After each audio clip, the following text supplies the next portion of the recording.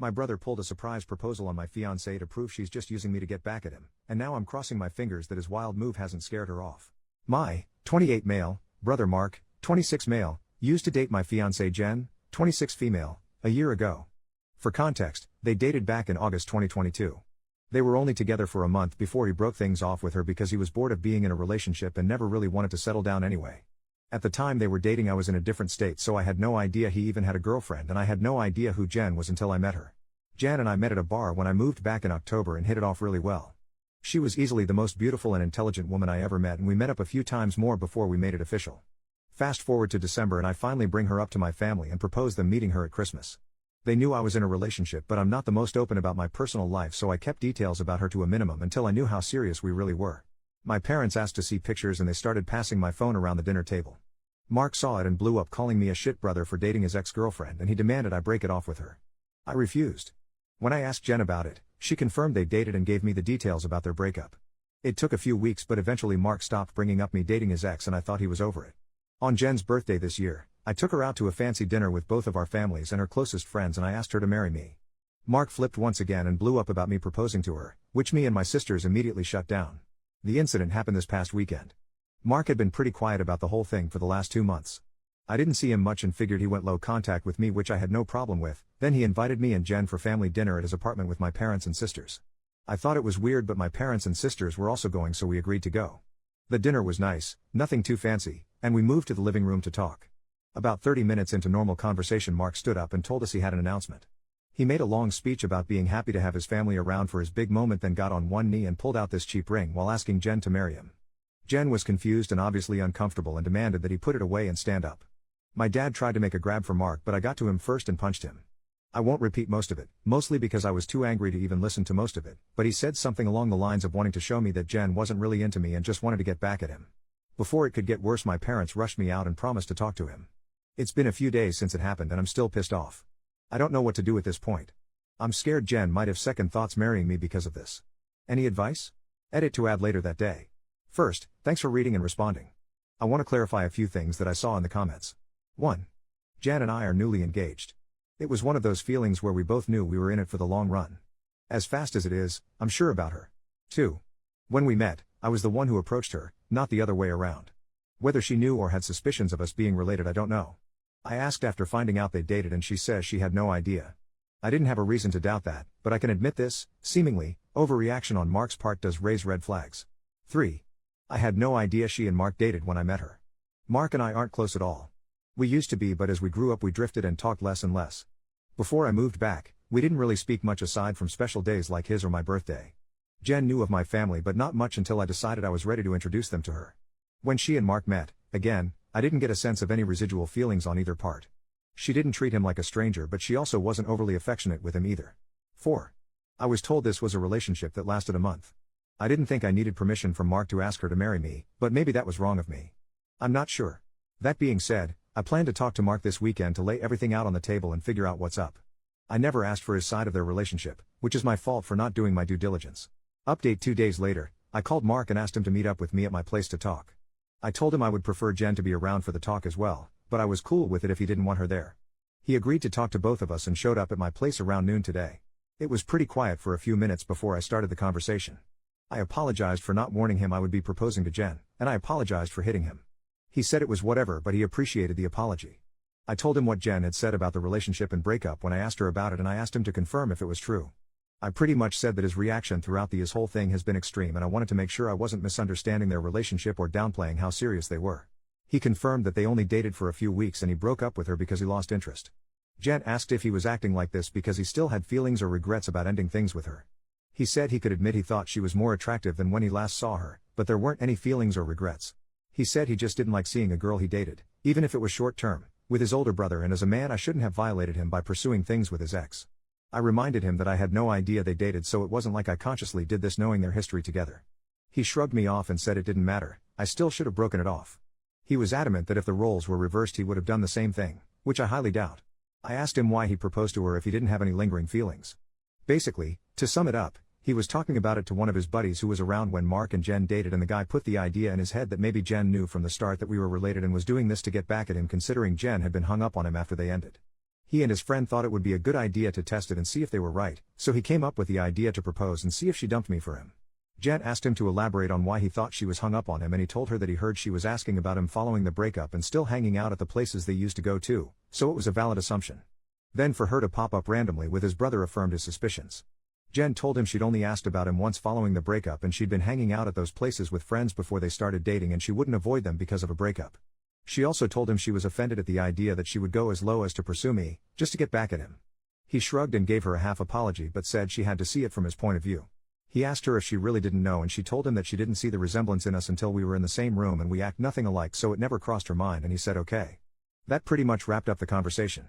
He did tell me before he left that I could take back his invite to the wedding because he can't bring himself to support our relationship knowing he used to date her.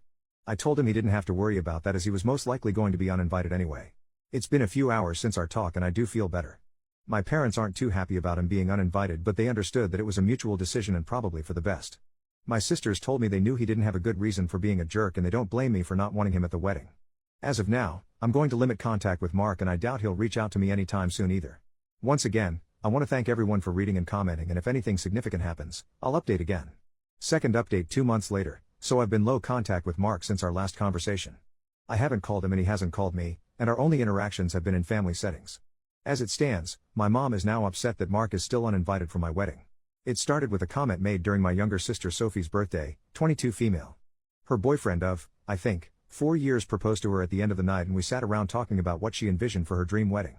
She talked a bit about wanting a destination wedding and her ideas for the cake and dress. Then she said something along the lines of, "Teddy, I know Mark's banned from your wedding but you won't care if he comes to mine, right?" I laughed it off and told her I can't get mad about her guest list even if I wanted to. My mom gave me this weird look and asked if Mark was still not invited to my wedding. I told her yes and she got irritated. She told me she thought I was joking and said I was being unreasonable to go through with banning him from the wedding since he's family. She accused me of holding a grudge just to be petty. I reminded her that he and I agreed on him not coming. I then told her that this wasn't the time to talk about my wedding since the day was about Sophie, and if Mark or her want to talk about my wedding they can call me another time. Sophie laid into my mom a bit about trying to make her special day about Mark and my mom dropped the issue. For those of you who might be wondering, Mark wasn't at Sophie's party because he apparently had to work and couldn't make it. A few days later, my mom stopped by my house and said she wanted to discuss my wedding. She asked me why I was so adamant about Mark not coming to my wedding. She said that I shouldn't be so insecure about Mark and Jen's previous relationship and that uninviting him was a step too far. I told her that Mark and I mutually agreed on him not coming to the wedding and he can come to me about it himself if he has a problem with it. We got into an argument and she said that if I wasn't going to re-invite Mark then she would not be coming either because I'm ostracizing her son. I shrugged and told her if that's what she wants then she can toss her invite in the trash because I won't beg her to be there. She asked me if I would really be okay with her not attending and I told her it wouldn't be the first time she missed an event of mine because of Mark. She said I was being an off for throwing her past mistakes in her face and she stormed out. I then started getting messages and phone calls from her and a few family members about the whole situation saying I was in the wrong and urging me to invite Mark just to keep the peace. Jen's also been getting messages from my mom asking her to talk to me and get me to change my mind, but to my knowledge she hasn't been responding. So far, most of my mom's side of the family are standing in solidarity with her and not attending, while my dad and his side of the family, which is only my aunt and uncle and their 2 kids, agree with me and are still coming. My sisters are also still coming to the wedding and of course Jen's family too. Also, I talked to Mark about it and asked him if he had a problem with not having an invite. He said he uninvited himself in the first place and he doesn't get why they're making a big deal because he still doesn't want to go. He told me to leave him out of the fighting because he's not involved and he says he'd tell her the same. As of now, I'm back to being low contact with my mom, but my dad and I are still on decent terms. I'm still deciding on whether I'll re-invite my mom and her family, should they change their mind about the boycott, but the chances are low and I told my dad this too, which he understands. For now, Jan and I started looking into downsizing the venue since the guest list is significantly smaller. Update 3, my mom is uninvited from the wedding indefinitely. About 2 weeks after she decided to not come to the wedding, she stopped by and said she wanted to clear the air and talk about everything. We agreed and invited her in to join us for dinner. Jan made her a plate of food and I asked her if she was still planning on not coming to the wedding. She said that while she wants to, she can't get over me not inviting Mark because of a simple mistake. I reminded her that his simple mistake was proposing to my fiancée with me sitting less than 3 feet away from him, and she said it was just a joke. Jan asked her why she wanted to talk if she was maintaining the same stance on Mark coming to the wedding. She said she wanted to talk to Jen and she was hoping Jen would hear her out and talk me into inviting Mark again. She apparently assumed I was at work and she'd be able to catch her alone. Jen politely told her that she understood her thought process, but she wouldn't have had that conversation anyway without me present since this is about my brother. My mom made a comment somewhere in the lines of Jen being spineless and unable to have a conversation without me thinking for her, which started a pretty heated back and forth between the 3 of us before Jen told her to get out. She got up and started walking towards the door and my mom followed her still screaming at her. By this point she's yelling about her tearing our family apart. While Jen was unlocking the front door my mom grabbed her hair and pulled her to the ground still screaming. She hit her and tried to claw her face and I dragged her off of her and threw her outside. She banged on the door for a few minutes while I made sure Jen was okay before she left and called the both of us repeatedly. When I was sure Jen was okay I texted my mom and told her not to bother reaching out again because we'll never speak to her again. I called my dad and sisters and told them what happened too. My dad was surprised and tried to make excuses, saying she'd been stressed about this whole situation for a while. My sisters say they knew she'd snap eventually since she's always been a crazy bitch and they said they'd come make sure Jen is okay. I asked Jen if she wanted to press charges but she declined and said she only wanted to cut contact with her for good. I told that part was obvious but she should still talk to the police since she was physically assaulted but she doesn't want my mom to get arrested. My sisters and Jen's mom came by to comfort her thankfully so she's doing okay. My mom is blocked on everything until Jen says otherwise. I genuinely don't know what to do now. Jen doesn't want to go to the police because she'd feel guilty having her arrested over this, but my sisters and I want to convince her too, and I'd at least want documentation in case something happens in the future. Clarification and some background on my relationship with my parents. Some people were asking questions about my mom and my decision not to be open with Jen about my relationship with my parents. I figure I could give some background on why we're so strained. Like some of you said, Mark was the golden child. Mark was my mom's baby boy and she didn't do much to try and hide it. They didn't spend much time with my sisters and I like normal parents did with their kids unless they had to, but they'd spend time with Mark as often as possible like taking him out shopping while we stayed with a sitter, or bringing him home his favorite food and toys from the store when they'd shop alone. He usually got better things compared to the rest of us like new expensive clothes while ours were thrifted or new toys just for him compared to old toys we had to share with each other. If my sisters and I got gifts, they were for us to share, but my mom made it pretty clear that Mark's things were only for him and we shouldn't touch it. When Mark would screw up, I'd get punished for not being a good role model and showing him the proper way to behave.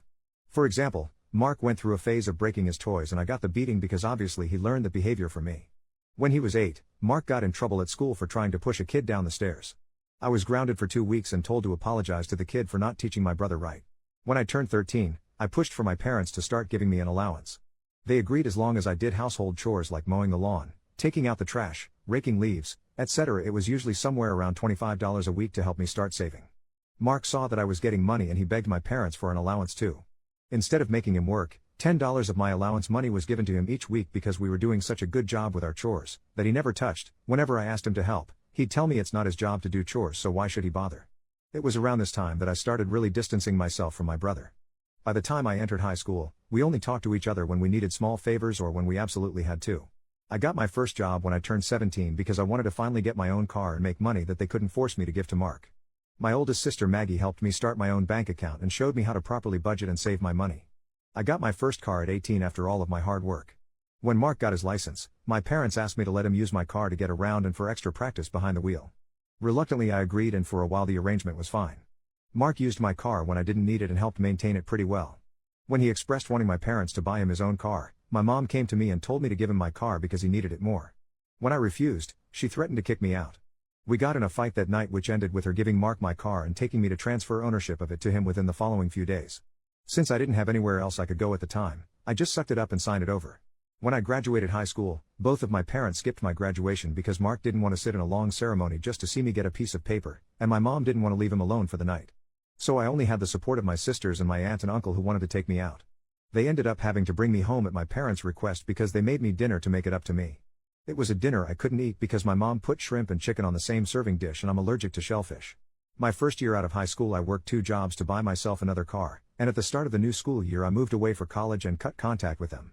They, mostly my mom, tried to reach out for the first few months via social media and Sophie, but I never responded and I told Sophie she would be cut off too if she kept trying. When she couldn't get to me through Sophie, she tried going through my older sister Charlotte, and a few times through Maggie and Mark until I threatened to file a restraining order for harassment. It was a bluff because I had no idea how to do it, but it managed to scare her off and the most I got from her was happy holiday texts over the years. Around the time I moved back, Charlotte told me they had been seeing a family therapist, at Charlotte's request, and my parents wanted to apologize for their treatment of us. I was hesitant but I agreed as long as they would be genuine, and the reconciliation process started when I moved back home. That doesn't even scratch the surface of everything they put me through, and it took a lot for me to even begin to let them back into my life. When I met Jen, I wasn't sure where my relationship with her was going or where my relationship with my parents was going. I didn't want to mention my family at all mostly because I was ready to cut contact again if I needed to. Jen was understanding of it being a sore subject and didn't press for more. I hope this helps shed some light on some of the questions I've been seeing pop up. Update 4. I want to thank everyone who's taken the time to give me advice on what to do going forward and all the kind messages and comments I've gotten over the past few days and weeks. Jan and I have read the comments together and everything is appreciated. To answer the most common question about why I chose to reconnect after everything, the short answer is because I would do anything for my sisters. Charlotte wanted the entire family around and for the birth of her first child and to help her while she adjusts. She didn't want part-time aunts and uncles who would only visit her kid during birthdays and holidays. She was never the type to ask for much of anything growing up, so when she asked if I would be willing to try for her, I agreed because it would make her happy. I also think part of me hoped that maybe they'd changed. I don't regret trying to reconcile either. My parents are still terrible, but I met the love of my life, so I call it a win. A few people wanted to know if there's an update, so here we go. Sorry if it's a mess or confusing, a lot has happened. We filed a report with the police and were told that even though Jen doesn't want to pursue anything, it's not up to us to decide whether it goes further, but they would keep our preference in mind. We provided some pretty decent evidence of the assault, including pictures of Jen's face and texts with my mom and dad talking about what happened. We were advised to report and record any other incidents with my mom going further in case anything else happens. Considering where we live, I doubt it'll go anywhere, but at least we have it on record. I got about 100 angry text messages that tell me they at least spoke with her regarding the incident. My mom tried to corner me leaving my job and screamed at me about trying to ruin her life. She kept screaming that I was an awful son for trying to get her arrested over a small misunderstanding and she didn't understand what she'd done to deserve being punished like this. I told her that if she didn't like being in legal trouble then she shouldn't have hit Jen. She demanded I tell the police to forget the report, which I refused. I told her exactly what the officer said about it being out of my hands. She had a tantrum in the parking lot and hit me a few times, just on the chest and arm, before security intervened and dragged her off the property. I had to talk to my boss about the incident. Luckily she was understanding of everything going on after I explained what was happening. When I got home, I told Jen what happened. She was upset and asked that we discuss the plan with my family moving forward.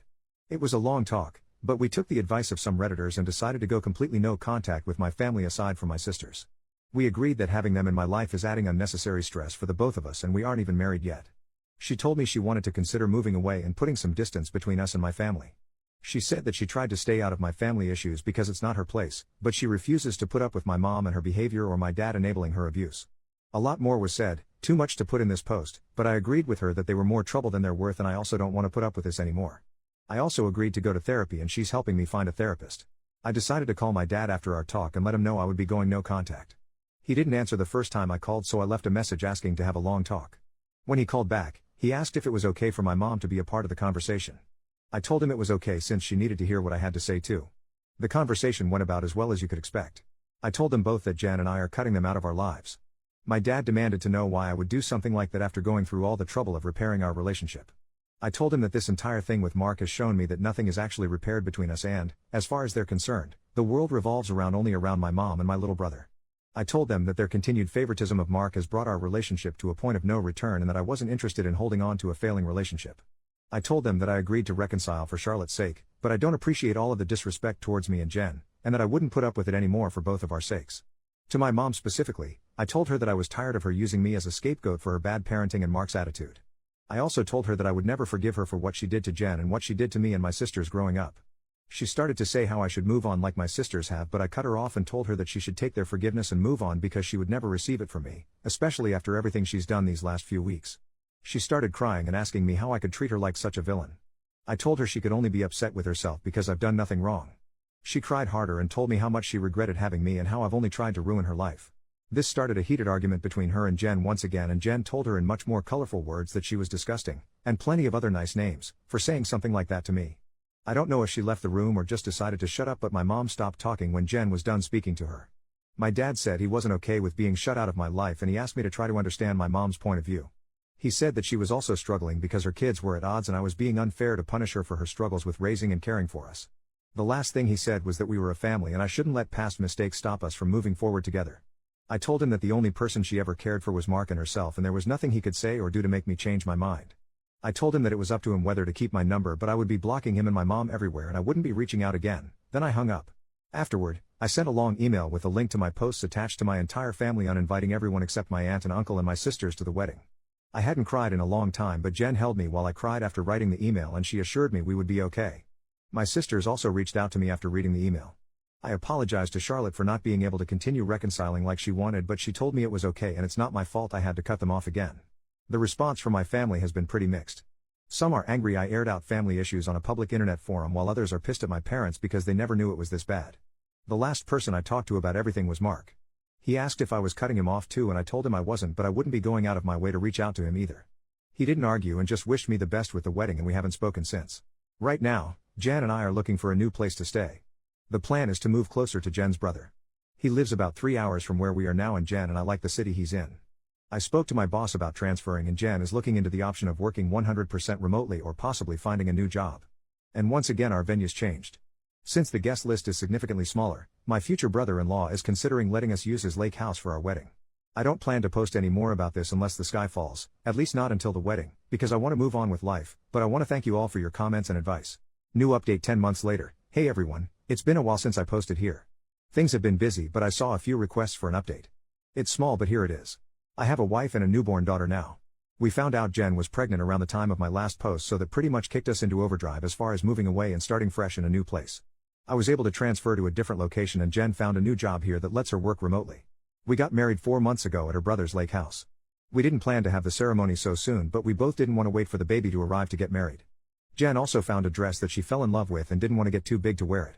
It was a small ceremony with mostly her family present, but my sisters, aunt, and uncle did attend. I know some people probably wanted to hear about a huge blowout at my wedding, but it was easily one of the best days of my life. My daughter was born early last month. She's beautiful, happy, and healthy. Jen's also doing okay. The last stretch of the pregnancy was hard for her both emotionally and physically, but since giving birth she's been doing better. She's seeing a doctor regularly during this postpartum phase due to complications she had during the pregnancy, but so far there aren't any major health concerns for her. Besides complaining about the doctor visits, I don't think I've seen a frown on her face since we've brought our daughter home. As for my parents, I haven't heard from my dad, but my mom did reach out a few days after the wedding. Apparently my uncle sent them some of the photos they took at the wedding. My mom made a fake Facebook page and started spamming Jen and I with angry messages about excluding her from both the wedding and from Jen's pregnancy. She went on a lengthy tirade about being entitled to being part of her grandchild's life and about how unfair it was that she wasn't allowed to be present in our lives. She asked to come visit us, demanded we visit her, and even asked to be in the delivery room, all of which was quickly shut down by me. I screenshot everything and emailed it to myself in case I'd need it for a protection order in the future, then I blocked her. I haven't heard from her since, but I know she's been harassing my sisters to get us to talk to her. I don't know what, if anything, they're doing about it, but I did make it clear that we have nothing to talk about with her. For everyone wondering if Mark and I have been in contact, the answer is yes. He called after we came back from our honeymoon and congratulated us on the wedding and pregnancy. We did have a long talk about everything that happened. I won't go into detail, but we both got to say a lot, and he did offer both me and Jen what feels like a sincere apology for what he did. We've been texting a bit here and there since we talked. It's mostly just small talk and life updates, but he did invite me to have a drink with him next time I'm in town. I don't know if I'll accept it, but I told him I'd think about it. Thanks everyone for the support and well wishes you've all given us. Sorry if this update was all over the place. Edit, just to clear it up before anyone asks, Mark doesn't know where I live and likely won't know in the future. If he chooses to give updates about my life to my parents, that's his choice. I won't give him any details that he can pass on that would help them pop up unannounced. Unfortunately, even if we are able to form some sort of relationship, I'll never be able to fully trust him.